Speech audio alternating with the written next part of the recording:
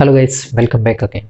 आज हम बात करेंगे आपसे प्रोटीन सॉर्टिंग क्या होती है, प्रोटीन ट्रैफिकिंग जिसे बोलते हैं आप। साथ में इसके टाइप्स देखेंगे जो कि यहाँ पे आप देख सकते हो, प्रोटीन सॉर्टिंग टाइप्स। साथ में हम देखेंगे प्रोटीन को जो ट्रांसलोकेशन होता है सॉर्टिंग के थ्रू, वो भी आपके किस किस टाइप्स के थ्रू होता है। ठीक है, तो बेसिक सी डेफिनेशन देखते हैं। सबसे पहले प्रोटीन सॉर्टिंग है क्या।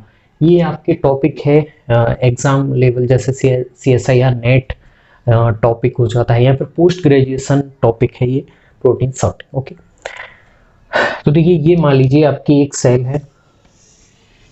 ठीक है, सेल में ऑर्गेनेल्स भी होंगे। ऑर्गेनेल्स कौन कौन से हो सकते हैं? न्यूक्लियस हो सकता है, एंडोप्लाज्मिक रेटिकुलम हो सकती है, क्लोरोप्लास्ट हो सकता है। ठीक है, अगर कोई प्लांट सेल है तो वहाँ पे क्लोरोप्लास्ट हो सकता है, माइटोकॉन्ड्रिया भी हो सकता है। ठीक है, तो ये माइटोकॉन्ड्रिया है, ये क्लोरोप्लास्ट है। ठीक है, ये AR है। अब साइटोसोल में मैक्सिमम प्रोटीन का जो सिंथेसिस होता है, निर्माण होता है, वो कहाँ होता है? आपके साइटोसोल में। अब साइटोसोल से जिस स्थान के लिए प्रोटीन बनी है वहां हमें उसे ट्रांसपोर्ट करना पड़ेगा।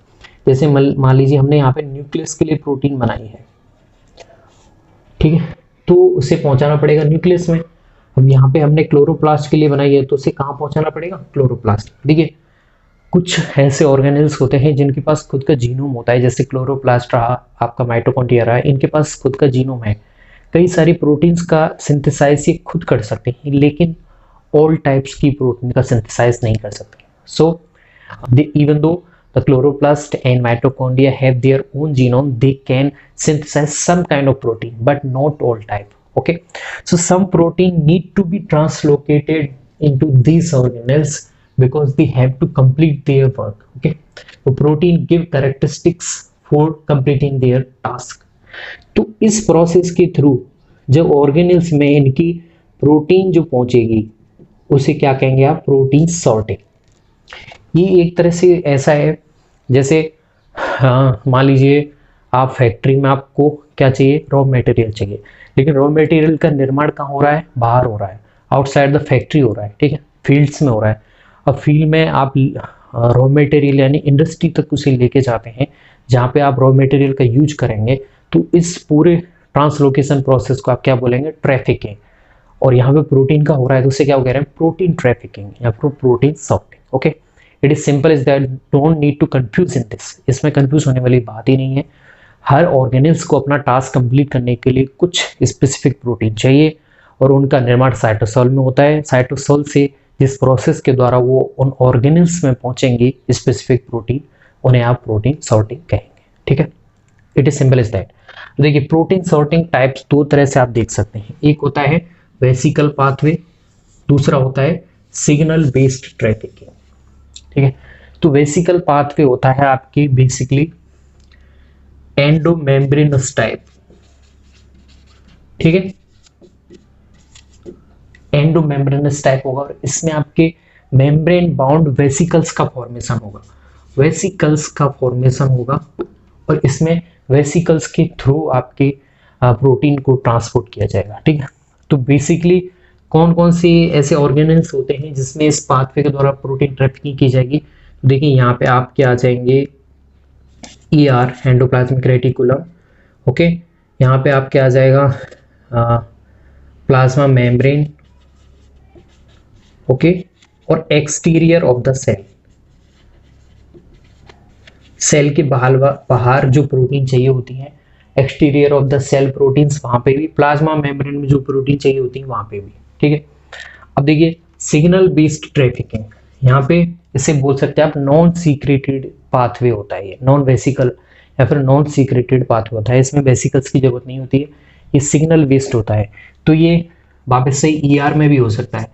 तो ER में दोनों प्रोसीजर हो सकते हैं। ठीक है, साथ में आपकी किस में हो सकता है? माइटोकॉन्ड्रिया में हो सकता है आपकी न्यूक्लियस में, पेरोक्सिसोम में, ओके, और क्लोरोप्लास्ट में। किसमें?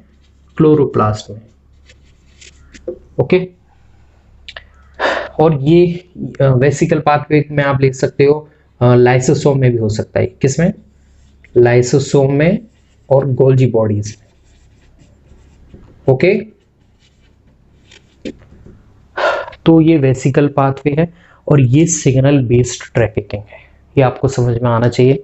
कि सिग्नल बेस में कोई भी वेसिकल्स का फॉर्मेशन नहीं होता है, जबकि यहाँ पे एंडोमेम्ब्रेनस टाइप की जो प्रोटीन होती हैं उनके लिए वेसिकल्स का फॉर्मेशन होता है। ठीक है, अब वहाँ पे अब देखिए प्रोटीन, ये सॉर्टिंग का टाइप्स हो गया। और अब बात करें हम टाइप्स ऑफ प्रोटीन ट्रांसलोकेशन की, तो ये भी ध्यान में रखना जरूरी है अगर आप प्रोटीन सॉर्टिंग पढ़ रहे हैं तो। एक तो होता है पोस्ट ट्रांसलेशन लोकेशन, एक होता है को ट्रांसलेशन ट्रांसलोकेशन। ओके, ठीक है, इसमें क्या होता है, पोस्ट ट्रांसलेशन लोकेशन में आपकी प्रोटीन सिंथेसिस और ट्रैफिकिंग कैसी होती है, अलग अलग होती है। यानी कि पहले प्रोटीन सिंथेसाइज होगी, उसके बाद में उसे उसके डेस्टिनेशन तक भेजा जाएगा। लेकिन को ट्रांसलेशन ट्रांसलोकेशन में दोनों प्रक्रियाएं साथ साथ होती हैं, यानी कि वो बन भी रही है, उसे भेजा भी जा रहा है। यहाँ पे उसका वेट नहीं किया जाएगा सिंथेसाइज का। ये दोनों प्रक्रियाएं सिंथेसिस एंड ट्रैफिकिंग दोनों साथ में होगी। लेकिन यहाँ पे पूरी प्रोटीन का सिंथेसिस नहीं हो जाएगा तब तक उसे ट्रांसलोकेट नहीं किया जाएगा, ये आपको याद रखना है। अब देखिए ये होता है आपके पोस्ट ट्रांसलेशन होता है फ्री टाइप के जो राइबोसोम मिलते हैं आपके उसमें। ठीक है, और ये मिलता है आपके मेम्ब्रेन बाउंड राइबोसोम होते हैं उनमें। ओके, इसके एग्जाम्पल हैं, ये फ्री टाइप के राइबोसोम में होगा आपके पोस्ट ट्रांसलेशन ट्रांसलोकेशन प्रोसेस, जबकि ये होगा मेम्ब्रेन बाउंड टाइप के राइबोसोम्स में। अब देखिए इसमें द्वारा आप कौन सी प्रोटीन्स को भेज सकते हैं, किन किन ऑर्गेनेल्स में इस प्रोसेस का यूज कर सकते हैं। तो देखिए वापस से एंडोप्लाज्मिक रेटिकुलम में हो सकता है। सबसे पहले यहाँ पे देखते हैं साइटोसोल बनाते हैं यहाँ पे। ठीक है, और साइटोसोल से कहाँ भेज सकते हैं, पोस्ट ट्रांसलेशन लोकेशन के द्वारा, पोस्ट ट्रांसलेशन ट्रांसलोकेशन प्रोसेस के द्वारा आप इन ऑर्गेनेल्स को भेज सकते हैं। माइटोकॉन्ड्रिया में भेज सकते हैं, न्यूक्लियस में भेज सकते हैं, ठीक है, पेरोक्सिसोम में भेज सकते हैं, और आपके क्लोरोप्लास्ट में भी यहां से भेज सकते हैं। लेकिन को ट्रांसलेशन ट्रांसलोकेशन में कौन कौन से ऑर्गेनेल्स के थ्रू भेजा जाएगा साइटोसोल से, तो देखिए सबसे पहले एंडोप्लाज्मिक रेटिकुलम। ठीक है, उसके बाद में आपके आएंगे गोल्जी बॉडी, गोल्जी बॉडी, और जो ईआर की तरफ गोल्जी बॉडी का फेस होता है वो होता है सिस गोल्जी बॉडी, और जो ट्रांस में जो प्लाज्मा मेम्ब्रेन की साइड में गोल्जी बॉडी का जो फेस होता है उसे बोलते हैं ट्रांस फेस। ठीक है, तो गोल्जी बॉडी से यहां से जाएगा, ठीक है, गोल्जी बॉडी में भेज सकते हैं। फिर ये लाइसोसोम, फिर लाइसोसोम से लाइसोसोम में प्लाज्मा मेम्ब्रेन में भेज सकते हैं, यहां पर ये भेज सकते हैं, आउटसाइड ऑफ द सेल भेज सकते हैं। ठीक है, लेकिन यहां पे आपको याद होगा जैसे कि मैंने बताया है, यहां पे वेसिकल्स के थ्रू आपकी प्रोटीन को भेजा जाएगा आगे, लेकिन यहां पे वेसिकल्स का निर्माण नहीं होगा।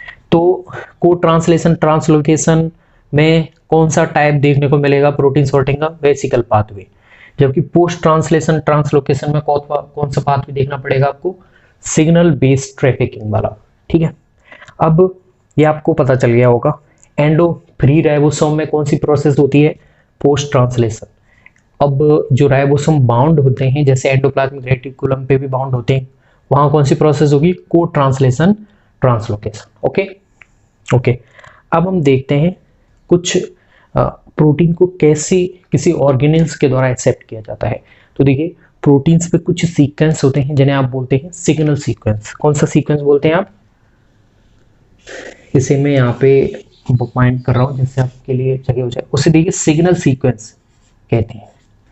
तो ये प्रोटीन पे सबसे पहले बनने वाला पार्ट होता है, और ये आपके एन टर्मिनल पे भी मिल सकता है। अगर आप मान लीजिए कि ये प्रोटीन है, ठीक है, तो इसके एन टर्मिनल पे भी मिल सकता है और ये सी टर्मिनल पे भी मिल सकता है। कई बार ये इंटरनल पार्ट में भी देखने को मिलता है। ओके, तो ये आपको याद रखना है, जैसे मान लीजिए ये प्रोटीन है और इसका एन टर्मिनल है, ये सी टर्मिनल है। तो एन टर्मिनल पे मैक्सिमम देखने को मिलते हैं, कुछ सी टर्मिनल पे भी देखने को मिलते हैं, कुछ इंटरनल सीक्वेंस वाले भी प्रोटीन होते हैं जिनका प्रोटीन सॉर्टिंग होती है। अब आपको याद रखना है कि जो सिग्नल सीक्वेंस होते हैं वो सभी के लिए अलग अलग होते हैं, अब जैसे मान लीजिए ये आपकी सेल है, ओके। अब ये सेल में ये प्रोटीन है और ये कहाँ जानी है, न्यूक्लियस में जानी है, मान लीजिए न्यूक्लियस में जानी है, और इसका ये मान लीजिए ये सिग्नल सीक्वेंस है, ठीक है, आगे वाला पार्ट ही सिग्नल सीक्वेंस है। तो न्यूक्लियस की सतह पे भी इसे पहचानने के लिए कुछ स्पेसिफिक प्रोटीन होते हैं, कुछ स्पेसिफिक रिसेप्टर होते हैं जो इस सीक्वेंस को पहचानेंगे, तब वो न्यूक्लियस को अलाउ करेंगे कि ये हमारे लिए बनी हुई प्रोटीन है और ये यहीं पे आ रही है, तब उसे अंदर अलाउ करेंगे, ठीक है। तो ये कौन सी प्रोटीन है, न्यूक्लियस प्रोटीन है। यहाँ पे कुछ रिसेप्टर होते हैं जिन्हें आप बोल सकते हो न्यूक्लियस रिसेप्टर, यहाँ पर न्यूक्लियस सिग्नल सीक्वेंस रिसेप्टर, ठीक है। तो यहाँ पे इसे एक्सेप्ट करने के बाद में इसे अंदर आने दिया जाएगा। ऐसे ही आपके ईआर के लिए होगा, ऐसे आपके माइटोकॉन्ड्रिया के लिए होगा, ठीक है। तो माइटोकॉन्ड्रिया में बात करें तो वहाँ पे आउटर मेम्ब्रेन के लिए अलग प्रोटीन आएगी, मैट्रिक्स के लिए अलग आएगी, इनर मेम्ब्रेन के लिए अलग आएगी, और जहाँ पे भी प्रोटीन अलाउ होगी उससे पहले उसे पहचानने के लिए वहाँ पे एक रिसेप्टर होगा। रिसेप्टर के पास में, ये रिसेप्टर है, इसके पास में एक लोकेटर होता है, ठीक है, प्रोटीन ट्रांसलोकेटर,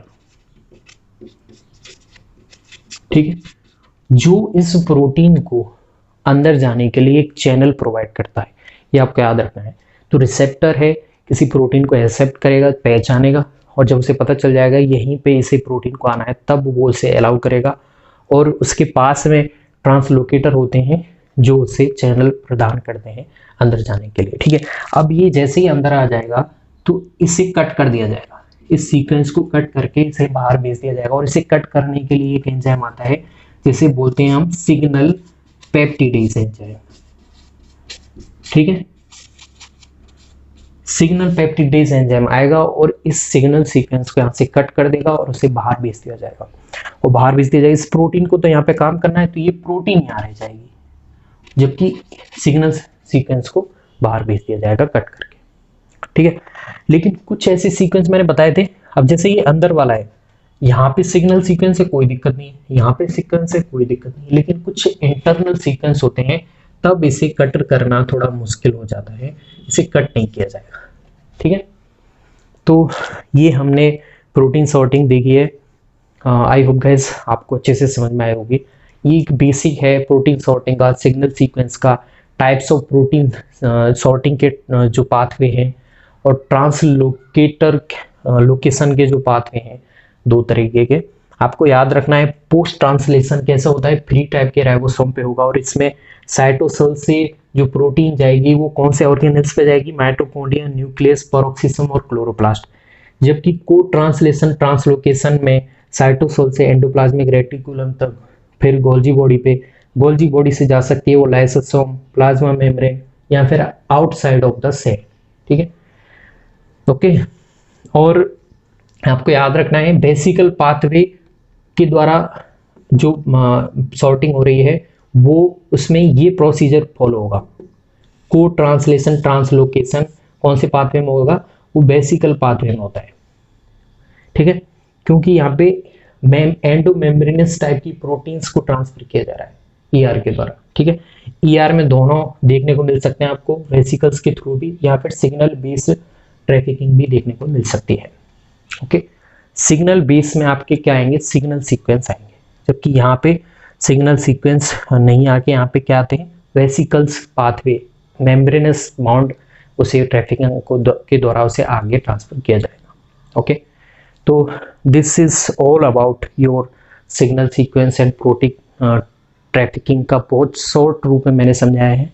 अब आगे हम हर एक ऑर्गेनल्स की भी बात कर लेंगे, लेकिन इस वीडियो से वहाँ आपको कोई प्रॉब्लम नहीं होगी जब एक स्पेसिफिक ऑर्गेनल में आप प्रोटीन ट्रैफिकिंग देखेंगे।